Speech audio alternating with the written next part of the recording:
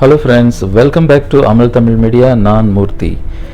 இன்றைக்கி நம்ம ஒரு சூப்பரான ஒரு ஹைடெக் பிஸ்னஸை பற்றி தான் பேச போகிறோம். இந்த பிஸ்னஸ்க்கு நேம் என்ன அப்படின்னா இளநீர் வியாபாரம்.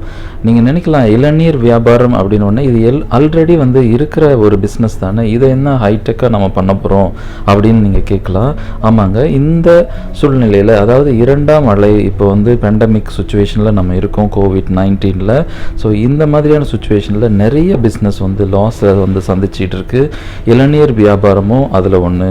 இந்த இளநீர் வியாபாரத்தை நம்ம எப்படி பண்ணலாம் அப்படின்னா ஒரு கருவி பயன்படுத்தி, அதாவது நம்ம இப்போ இந்த வீடியோவில் சொல்லியிருக்கிற இந்த ஒரு கருவியை நம்ம பயன்படுத்தி ஒரு சுகாதாரமான முறையில் ஹைஜீனிக்காக, அதாவது கைப்படாமல் நம்ம செய்கிறோம் அப்படின்னா மக்கள் விரும்பி வருவாங்க. அதே சமயத்தில் நம்மளுடைய பிஸ்னஸும் நல்லபடியாக போகும்.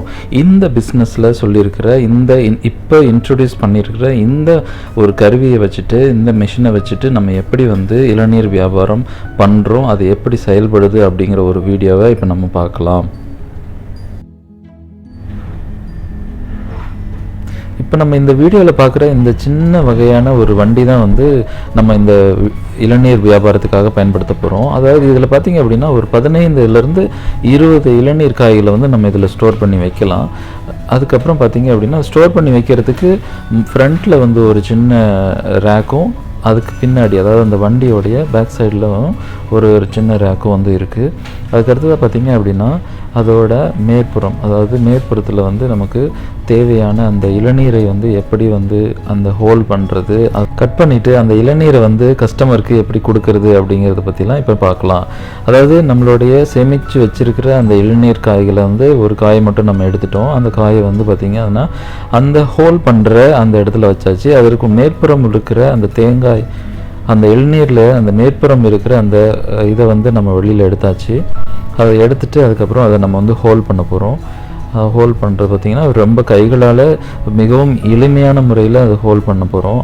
பாருங்கள், இந்த மாதிரி எளிமையான முறையில் ஹோல் பண்ணிவிட்டு அதுக்கு அடுத்ததாக பார்த்திங்க அப்படின்னா அந்த இளநீரோடு சேர்த்து, அந்த இளநீர் காயோடு சேர்த்து எடுத்து அதுக்கு பக்கத்தில் இருக்கிற அந்த ஸ்டோரேஜ் டேங்க், இந்த டேங்குக்குள்ளே தான் நமக்கு ஐஸ் க்யூப்ஸ், அதாவது ஐஸ் கட்டிகள்லாம் வச்சுருப்போம். அந்த ஐஸ் கட்டிகள் வழியாக தான் இந்த இளநீர் நமக்கு ஸ்டோர் ஆகி நிற்கும். அப்படி ஸ்டோர் ஆகி நிற்கும் பொழுது நமக்கு முன்னாடி பார்த்திங்க அப்படின்னா ஒரு டேப் இருக்கும்.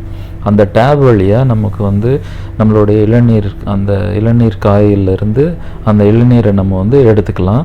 அந்த இளநீர் எடுத்து பயன்படுத்துறதுக்கு நீங்கள் பிளாஸ்டிக்ஸ் கப்ஸை யூஸ் பண்ணாதீங்க.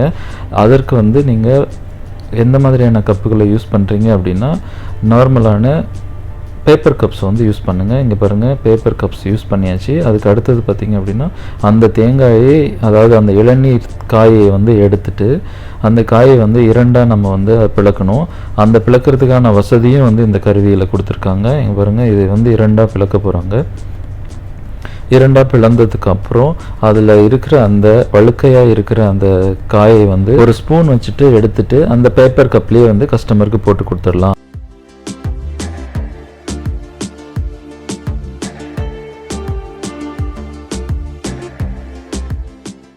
அதுக்கடுத்ததாக பார்த்தீங்க, இதை பார்த்தீங்கன்னா இந்த மேற்புறம் இருக்கிற அந்த அதாவது ஒரே நேரத்தில் 2 இளநீர் காய்களை நம்ம வெட்டி இது மேலே கவுத்து வைக்கலாம் அப்படிங்கிறதுக்கான இடத்த காட்டுறாங்க.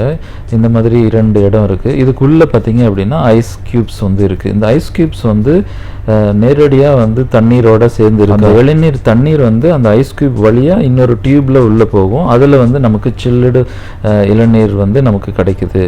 சில்லுன்னு இளநீர் நமக்கு கிடைக்குது. இந்த வீடியோ மிகவும் பயனுள்ளதாக இருக்கும்னு நான் நினைக்கிறேன். அதே சமயத்தில் யாருக்கெல்லாம் பயனுள்ளதாக இருக்கும்னு நீங்கள் நினைக்கிறீங்களோ அவங்களுக்கு இதை ஷேர் பண்ணி கொடுங்க. நம்மளுடைய சேனலையும் சப்ஸ்கிரைப் பண்ணிக்கோங்க. நன்றி, வணக்கம், சேஃபாக இருங்க.